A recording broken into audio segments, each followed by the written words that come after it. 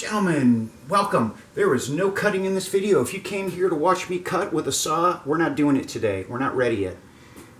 I want to give a shout out to the guys that I work with every single day in Mexico City. Carlos, Ignacio, Luis, Mario, Oliver, Pablo, Edgar, Jose, Fernando, Miguel. Some of these guys are kind of new to the team, and I know you got here as fast as you possibly could. So good on you.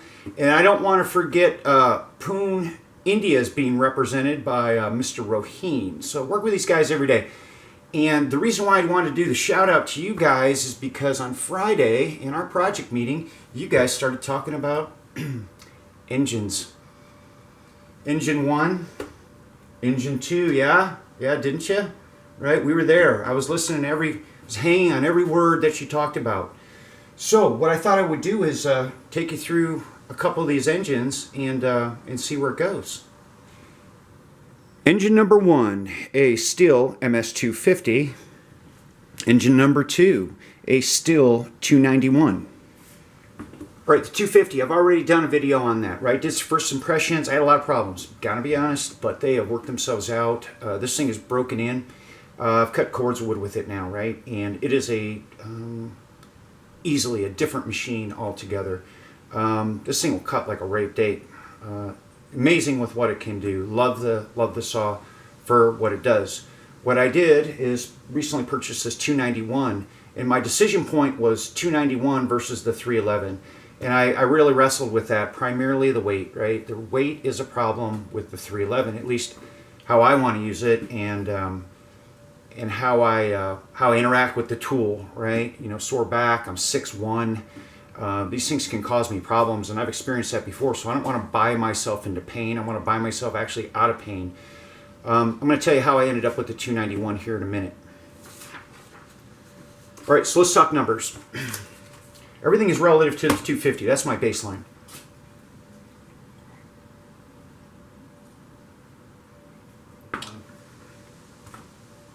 $300 saw, a $450 saw. They're running specials on this. Some, I don't know, 50 bucks off or something like that. They're not running any special on the 311. You get a free chain and oil also with the purchase of the 291. So yeah, and it's $500 for the 311. The biggest problem with 311 was the weight, right? And I knew this going into it. The difference in the numbers seems to translate to a greater effect on the tool itself when I handled them in the dealership, okay? 45cc, 55 and a half, the 311 is 59, right? A lot of power, nice big power in the 311. Nice big power in this guy too. I walked in and I said, I'm concerned about the weight. And the owner of the shop, he says, you're gonna like the 291 better, right? And I thought, you know, should I do that? For another $50, I can get quite a bit more power. Or at least that's what I had in my head. All right, so here we go. The weight, 10 pounds. This is just a power head, no gear, no fluids, no nothing. 10 pounds, 12.3 pounds. Cost per cc, 6.7 versus $8.11 per cc. $8.47 for a 311. The price goes dramatically up per cc as you start to go up in saw price. And then when you get into the pro mods, right, the pro models, it's even greater, right? It's like crazy. Right? From a power perspective, 291 is 23% more powerful strictly by the numbers. The 311 is 31% more powerful than the 250. Weight-wise, the 291 is 21.78% heavier than the 250. The 311 is 35% heavier. I could feel that. I mean, I seriously could feel that. I swung that saw around in that shop, and I just couldn't get over the weight, right, for what I needed to do, right? I'm sure that it's awesome and probably light compared to many other saws, right? Some of the bigger ones, sure, it would be. But what I needed to do and what I perceive to be the way that I'll handle that thing, it was just heavy. Just heavy. The guy who owns the place about my age, right? He said, it's going to be heavy. Right, 291 has this translucent gas tank. Nice, you can see the level. The 250, it's opaque.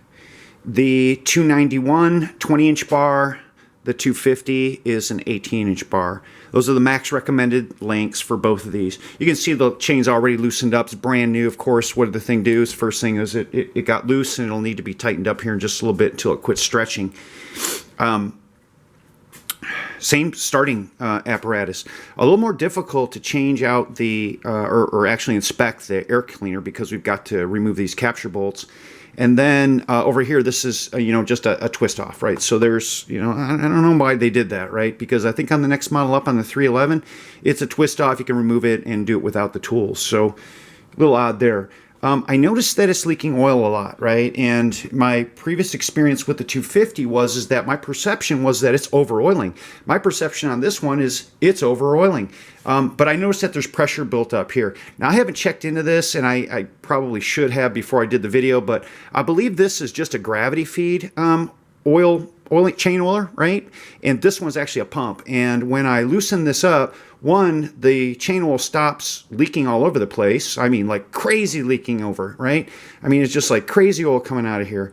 And I can see and I can feel pressure behind this cap when I undo it, right? So then the leaking dramatically slows, but you can see it doesn't stop, right? See, here we go, right? It's been off for maybe an hour or two, something like that. So I hope that quits. I hope that works itself out like it did over here on this guy. Very little leakage anymore. I just don't have a problem like I was experiencing in the beginning. So this one's got a forest with my name on it coming at it, right? And look at the difference in the bar shape too, right? It's sort of this wider in the middle, and it's almost egg-shaped on the larger saw, whereas this one is more uniform across its length. Just an interesting way to do that. I started to utilize this RM chain, which has this shoulder on the tooth that's rounded over as opposed to straight. I don't know, compared to the RS, which is I actually swapped this one out. The RS tooth configuration or profile is angled, right? It's like a 90. Let's just call it 90. It's just sharp edged.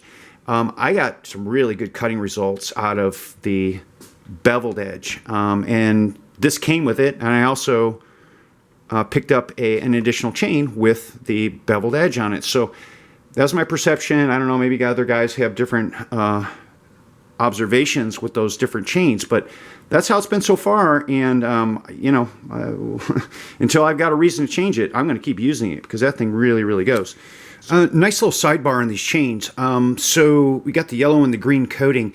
Best I recall, they consider this to be a Pico style of chain.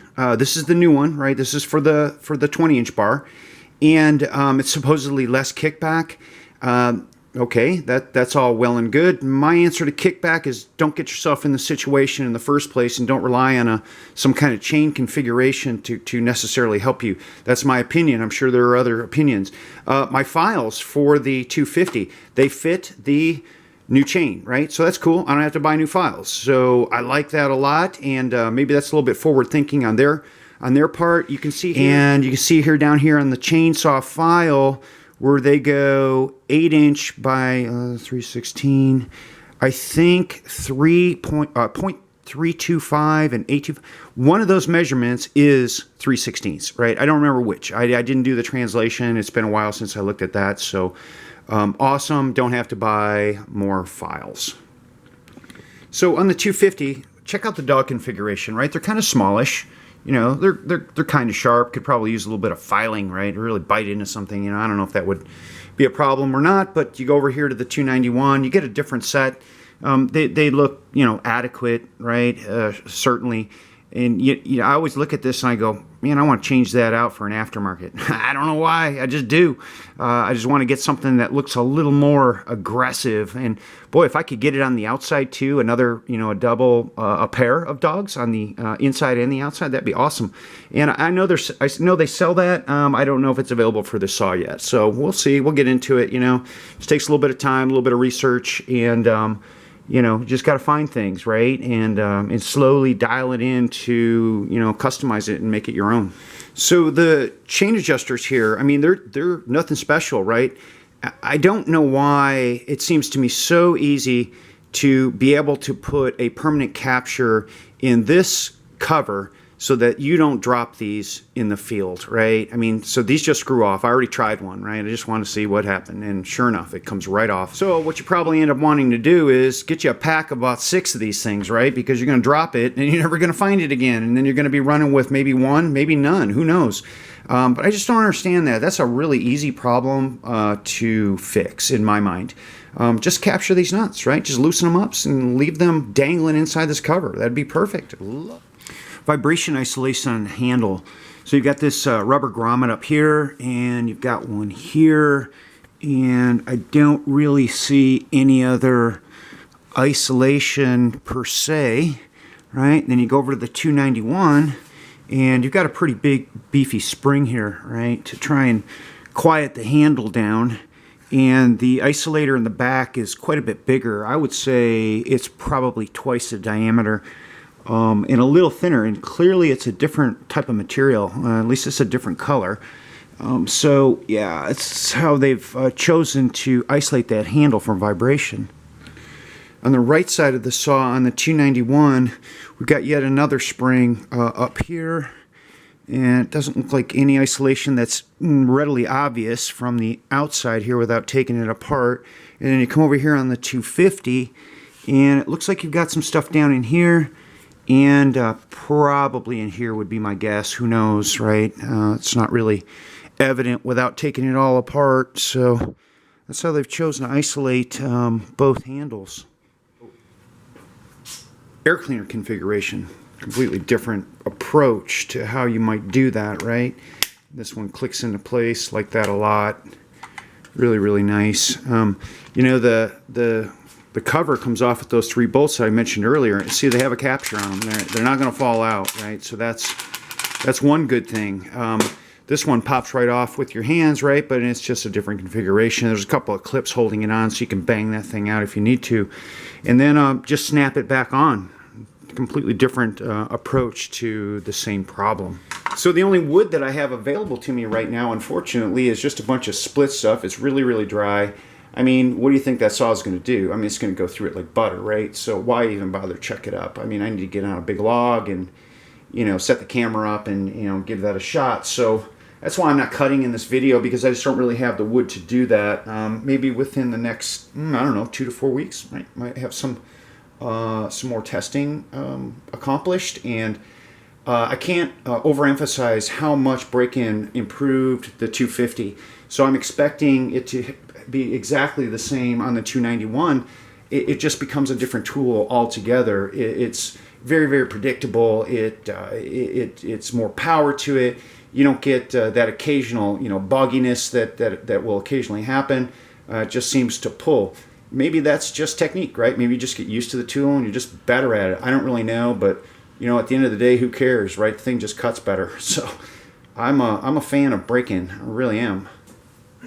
So all my boys in Mexico City and Pune, India, they're all bilingual, right? I mean, how awesome is that? I mean, I know one language. I mean, English, right? I wouldn't even know where to begin to speak another language.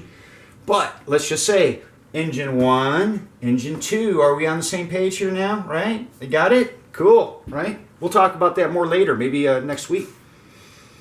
I don't know another language. What I do know is fantastico, and I learned that word by watching the World Cup this year. And yeah, you guys didn't make it into the running, right? But that's okay. You know, like Mexico City was like shut down, right? And when it was insanity, it's so cool. And it's fantastico, right? With these saws and these engines 1 and 2. So don't you guys worry, you'll get in there. Maybe the next go round, all right? I'm rooting for you. Bye.